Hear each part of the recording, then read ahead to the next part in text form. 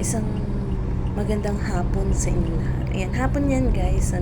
Nakikita niyo po ako. Papunta po tayo niyan sa airport. So, dito sa paligid ng Vietnam, karamihan dito is, lalo na kung nasa province ka, makikita mo marami pa rin mga puno. Ayan, ang mga, tsaka, sila sa agriculture. So, yung daan, kung makikita ninyo, malinis, di ba? Kasi nasa medyo province tayo niyan. Pagdating sa may bandang Hanoi, makikita nyo yung traffic. Pero dito sa bandang, sa papunta dito sa mga provinces niya, hindi siya ganun ka-traffic. Pero pag nagpunta ka ng city, para ka nasa Manila, ganun ka-tindi yung traffic.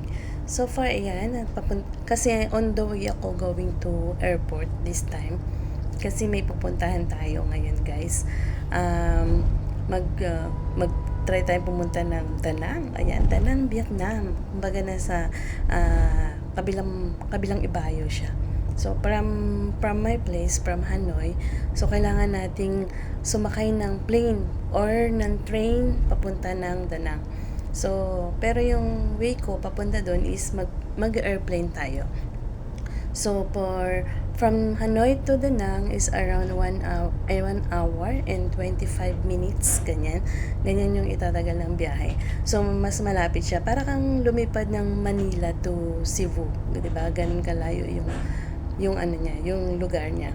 Pero kasi ang Da Nang is one of the most tourist spot ngayon dito sa Vietnam. So kaya magandang talagang puntahan. Marami siyang mga tourist spot na magagandang pinupuntahan ngayon ng maraming turista. Kasi siya mostly sa mga seashores, yan. Marami silang mga nasa tabing dagat. At saka sa Da Nang kasi is pa siya, hindi siya polluted. Pero parang dito sa lugar ko, kasi nasa province ako, hindi pa siya masyadong polluted. Pero pag nandun ka sa may Hanoi, medyo crowded na kasi doon, tapos matraffic. So yung pollution na yung makikita mo na yun, na pagka malapit ka na sa Hanoi, talagang nagdidilim na yung paligid kasi gawa ng mga usok. Parang ganyan so pag nasa Manila tayo, di ba? So ayan, malapit na rin naman tayo. Kasi from my place, going to airport is around 50 minutes. No? 50 minutes yung biyahe natin papunta dun sa airport. So dito, hindi ako mag-international kasi within Vietnam lang. So domestic lang tayo. Ayan. Tapos, kung mapapansin nyo, magaganda pa rin yung 'di ba? Yung paligid niya, kasi mahilig sila magtanim ng mga halaman.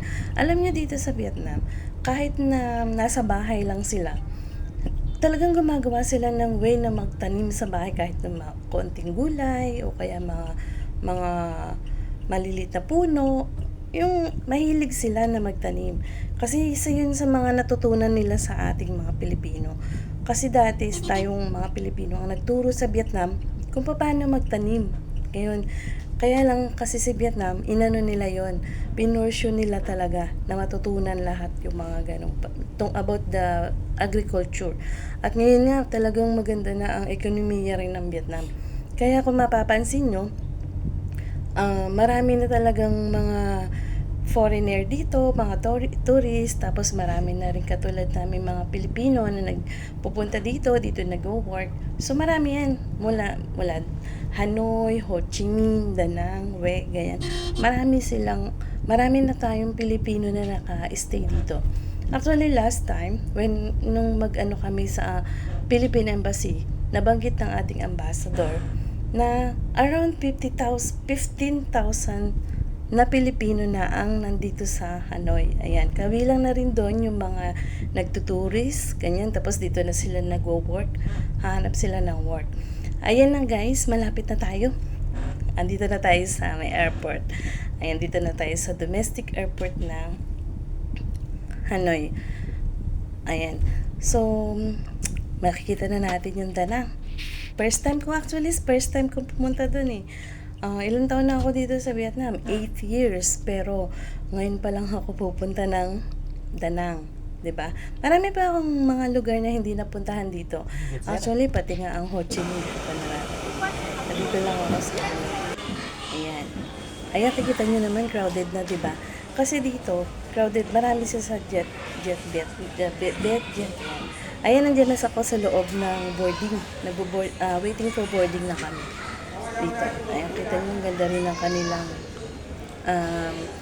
airport, kahit na domestic siya, di ba? Marami pa rin siyang mga bilihin. Kala mo na sa international ka na airport. Ayan o, ang kita nyo, sari-sari din siya. Tapos, ang daming talagang mga foreigners. Kung makikita nyo yan, from Hanoi, pupunta sila ng Danang pupunta ng, babalik sila ng Ho Chi Minh, o kaya naman, babalik sila ng Hanoi. Ayan, papasok na kami sa airplane. Tingnan nyo, may stranded pa kami. Diba? May stranded kami sa may pagpasok ng airplane, sa boarding. Ayun nga, welcome guys. Nandito na tayo sa Danang. Nakikita nyo, palabas na tayo niyan. Nandito na tayo sa Danang. Welcome Danang. Ayan, first time ko talaga nakarating dito. No? Susunduin ako dyan ng aking Twinnie Wilma Chana, Beshi Wilma. Ayan, speaking of my Beshi, yan, hinintay niya ako dyan kasi gabi na rin ako dumating, siguro around 9:30 ako dumating dyan sa Danang. Lang namin kanina, sabi ko paglapag nag-message ako sa'yo.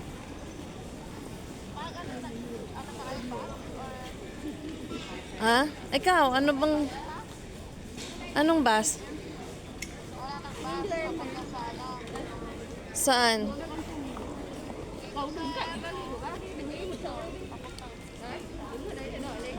Bakit may bus ba yun? Baluga ka. Kalalapag kasi lang namin noon. Wala pa nga yung namin, gamit namin. Hindi pa lalabas sa cabin.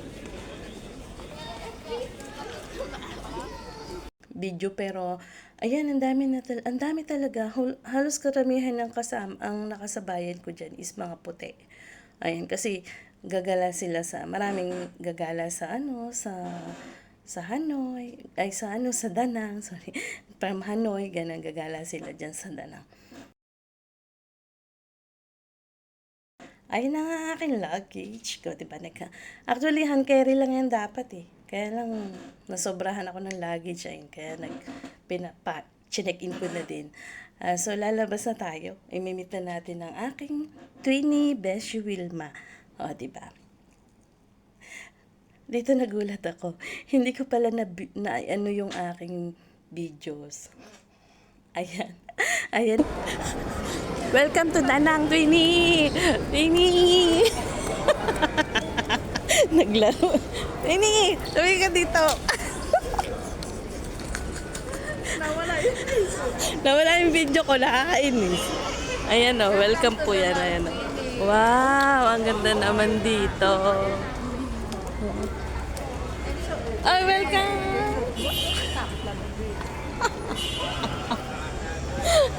Patay-tay lang. Patay-tay talaga ang phone ko na to. Kasi kadarating ko lang. Darating niya lang. Wala siyang video sa akin. Hindi ko na-videohan. Agad. Tingnan na yung kamay ko talaga kahit kailan patay-tay. Kung saan yung magandang Na? Hanggang naman ito? Oo, 8 kilos yan Kasi po ang Twinnie ko, naghanap siya ng nagbubook siya ng nasasakyan na. Sigurado na yan kasi namumula kasi hindi ko napapansin. Pero sayang yung ang ganda pa man din kanina. Ano ba? Hindi niya ko nakuha na. Ganda dito na. Naka-ready na yung ko kanina pa. Ay, it's heavy na.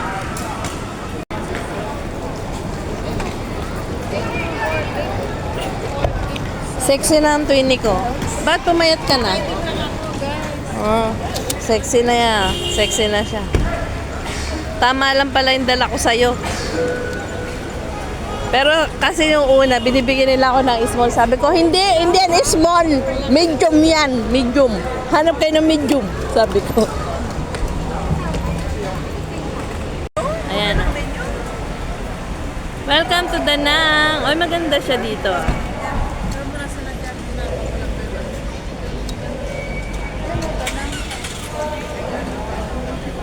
Saan? Doon sa ano, napicturan ko yun. Ayan, may mga ano, tourist. Tourist sila. Oh, guys. Tourist sila. Tourist sila.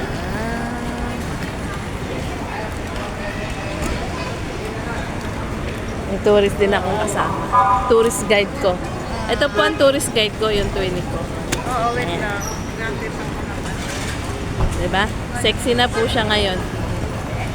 Ang ganda ngayon ng twinny ko. Tignan niyo po, ang ganda ng twinny ko. Ang kinis niya ngayon. Anong sekreto mo ngayong mga panahon na to, twinny? Teka lang natin kung muna yung lang.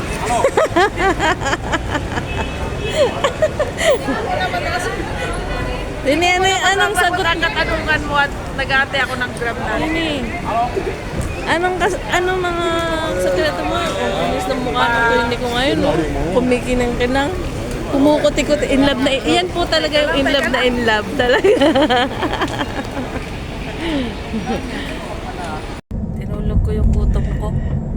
May pagkain ba tayo doon? Baluga ka to eh. Hindi mo alam yung mga ano. Pati yung kanina sa paglabas ko. Tuman ka ng ano, immigration na. Mag-beach tayo. Ano oras? Mga alas 9:30. Kasi 9:30. Kumain. Ano? Oh, tok-tok. Ayan, ay. Yung pagahe mo, nakalimutan. Welcome, Twinny, dito sa ating ano. Ang cute naman pala, Ayan, Twinny. pero, ayan, Wow! diba? Maraming, pwede tayong magkainan. Pwede. Ayun natin, marami O, pa. diba? Ayan Cute ang naman 20 pala ko. Okay naman pala siya eh. Diba? Tapos dyan kami hagaan namin. O, kasya kami dyan. Ayan. Tapos, ito yung CR. Nilalas nila, meron sila. Tapos, ayun ako. Tapos, ayun ulit ako. Oh. Diba? Dito yung cabinet 20. Nandyan na yung mga ibang bag natin. Ay, damit. Diyan. Diyan. Diyan. Ay pala Chinelas. eh.